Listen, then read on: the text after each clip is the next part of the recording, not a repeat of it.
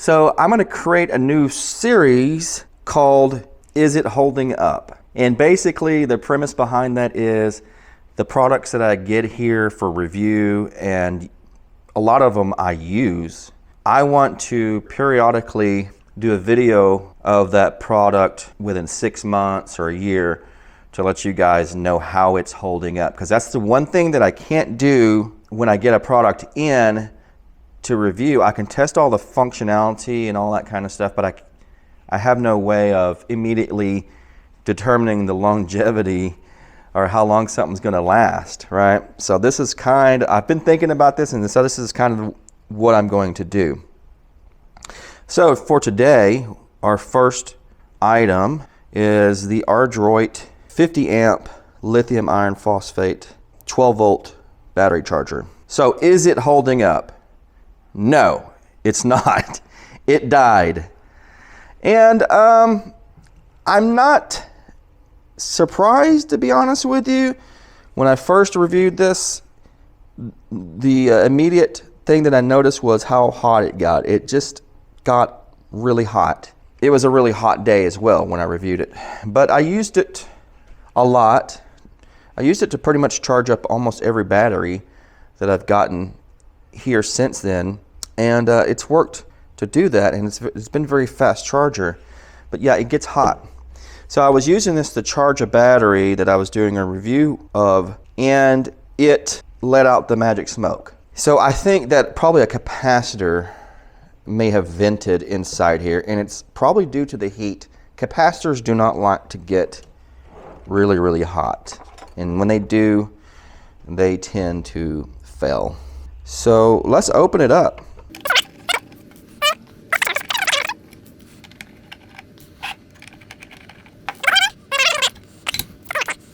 It looks nice and clean in here. It's potted. It's got a kind of a rubber coating on it. There's a couple trimmer pots. Those probably actually set the voltage and maybe the current. So these two caps seem to be fine. Those look like the main caps. You know, these are like a 200 volt, 680 microfarad. And then we got some over here. Oh, and I think I see the one. If you look closely here, the top here is bulged, and I see a little bit of a mark on it. I wonder if there's something on the lid. Oh, there is, and that's a telltale sign of when a cap vents, it squirts the electrolyte all over. So that would have been right above that guy right there. I wonder if I'd be able to get this coating off or replace those caps. I would replace all three of these actually, since they're in the same location, and they're all three probably getting incredibly hot with this big inductor right here. This section right here probably gets really warm, and this it would be better if these were away from the heat producing elements in here. So I'm going to take it apart further and see if I can salvage this.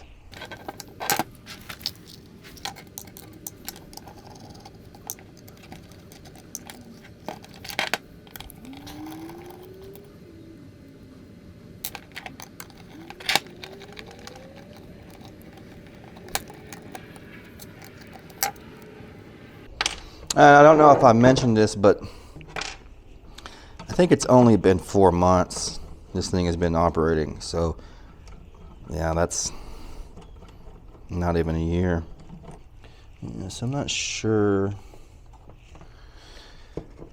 what's holding this in. Is there a screw is there a screw somewhere that's covered in all this potting material? Now, is that that thing? Yeah, I think there is a screw.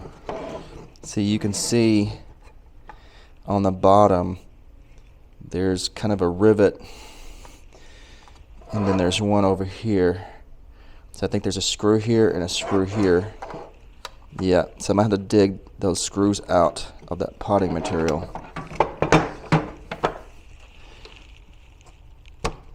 Oh, okay. I think I've got the head of it. Not a problem. There it is. And the board is out. Oh, look, we might have more problems here. I see a burn mark here. That may be an indication that one of these MOSFETs or diodes, I have to check and see, may have gone south. Maybe it's just maybe it just got hot and it's just a burn mark on the plastic. You can check these 4 shorts. I think these are diodes. You got a forward voltage drop of 0.25. Yeah. Those seem to be diodes. Let's look at them and see. Oh, they are. They definitely are diodes. Printed on the front. The little diode symbols. So those are all diodes. So those are actually checking out to be fine. So it's probably just the cap that vented. So we'll try to get the caps out and find something to replace it with and see if we can get this thing working again. All right, you guys, I got the bad cap extracted. Now it is a 3300 microfarad 25 volt cap, and like total no name here. I don't know who makes that, but these cheap caps, they're prone to fail. So there's 3 of these, and they are paralleled together.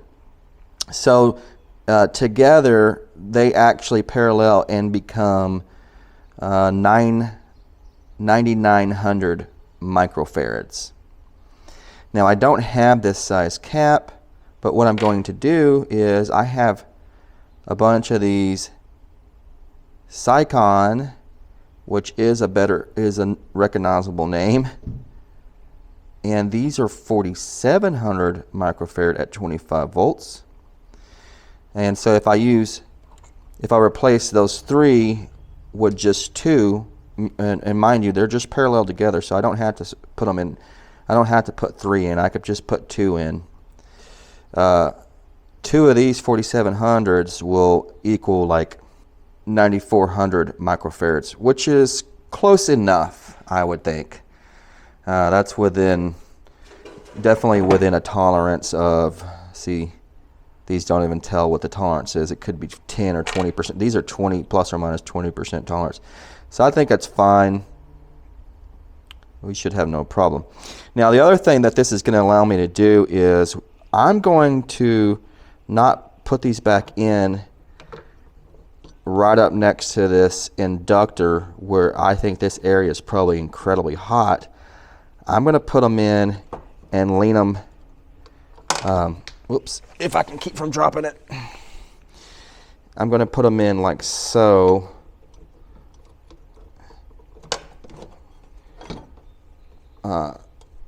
So that they're more on this side and away from the heat, and that might make it better. So let me get these in, and then we'll test this unit, see if it's working again. And then while we're in here, we might mess around with these pots here, because if one of these is a current adjustment, I might adjust the current down a bit on this thing. All right, I got those capacitors in. Did a little bit of a sloppy job, but I didn't really want to spend too much time on this because it's very much possible that this thing still doesn't work. It should be completely fine. If it does work, nothing's shorting out or anything like that. And I'm going to go ahead and put some silicone in here to tack these down so nothing is moving around. So let's do that now. Put a big blob of it.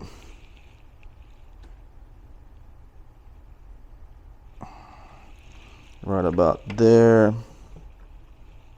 There it is. And then we'll do a line across there. Bada bing. And so when that dries, those aren't going to be moving around. Okay, so let me screw all these diodes and MOSFETs back down to these heat sinks here. Then we'll test it out. Alright, you guys, I got the MOSFETs and diodes all strapped back down to the sides where they can heat sink. I did apply some more thermal paste. And also one thing I want to note is, if you're going to do a job like this, please note that electrolytic capacitors have a polarity. If you put them in backwards, they will blow up. So please note that little strip right there, that indicates negative side. So these are in like this, and so I did the negative side the correct way, hopefully on these new caps. We're about to find out. So I've got a battery that I can connect this to, and then I'm going to plug this in first. Hopefully we don't get any explosions. Okay, I plugged it in. And, oh, I didn't actually plug it. Oh, I'm so scared now. Let me unplug this side first, and I'll plug this side in. Oh. I don't want a capacitor blowing up in my face. I've got my glasses on, so hopefully it would shield my eyes. Alright, let's try again.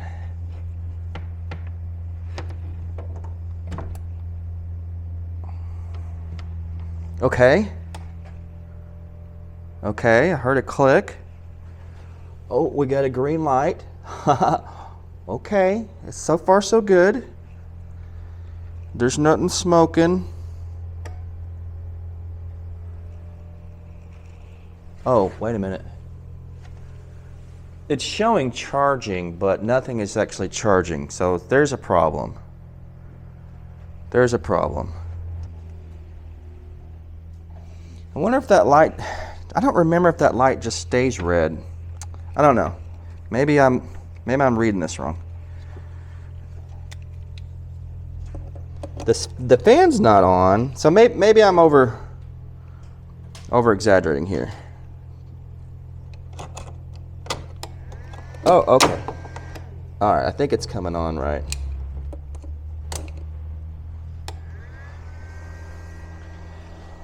Okay, I was just being a little overly cautious, I think. Now it's actually charging and the fan's on. So I think that red light just stays on if nothing's connected. So it might be fine. Yeah, I think I was just being overly paranoid on that. Seems fine. Let's try to take a reading of how much current we're pushing.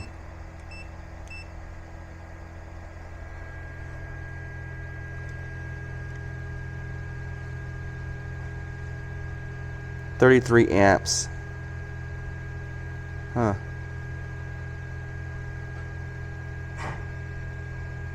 I wonder if this battery is almost full, and that's the reason why we're only doing 33 amps.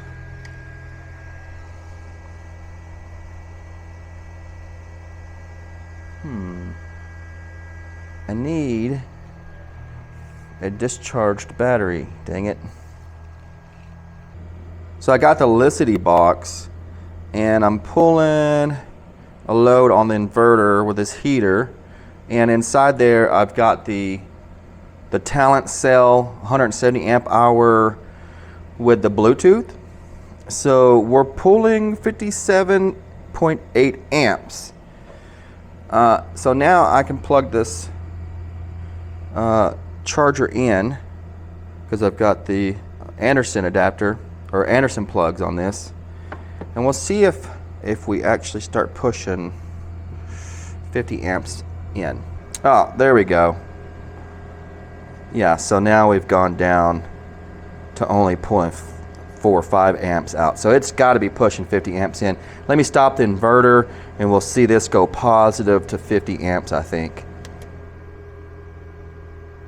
Yep, there it is. So it's back, it's fixed. And I guess the other batteries I was testing it on were pretty close to being charged, so they weren't allowing the full 50 amps. So I think what I'm going to do, I'm going to probably let this run for a little bit. And I'm going to go ahead and turn this heater load back on so we can kind of stress this thing and determine if it's actually fixed. Alright, so I'm going to let that run for a little while. I'll be back. Alright, you guys, this thing's been running for like 30 minutes. It's been running fine, like a champ. I did take the cover off. We are still doing 48-ish amps, close to 50 amps. I took the cover off because I wanted to mess around with these adjustments down here and see if I could lower the current. So let's try this one.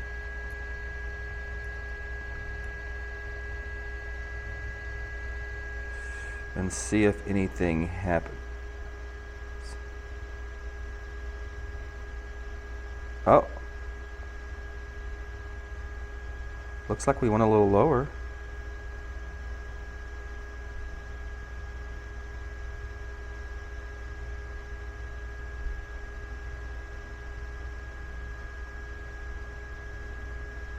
Yeah. That's definitely lowering the current. 45. You have to turn it quite a bit. Look at that. Should we go try to go to 40?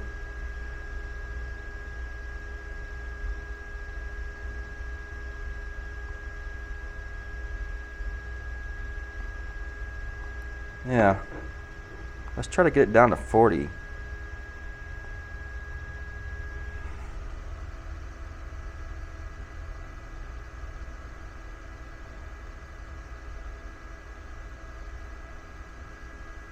I think that's as low as it goes because I'm not able to adjust any further.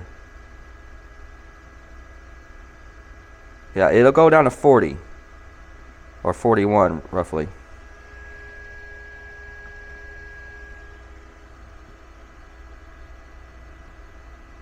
Let's see, go back up. Yeah, we can go back up.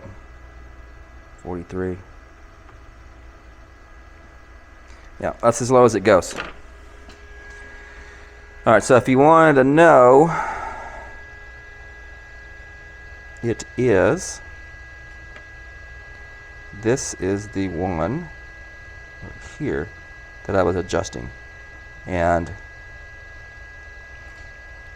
turning clockwise is how I lowered it. And you do have to it's a very, very multi-turn pot here, so you do have to turn it a lot before anything happens. So clockwise, it lowers the current, and counterclockwise it increases. So I'm not going to play around with that other one because that one may be, I don't know what it does. Maybe it does something with the voltage or something. So we're going to leave it, and I'm going to let this thing go ahead and completely charge this battery to make sure it still works properly, and I'll be back.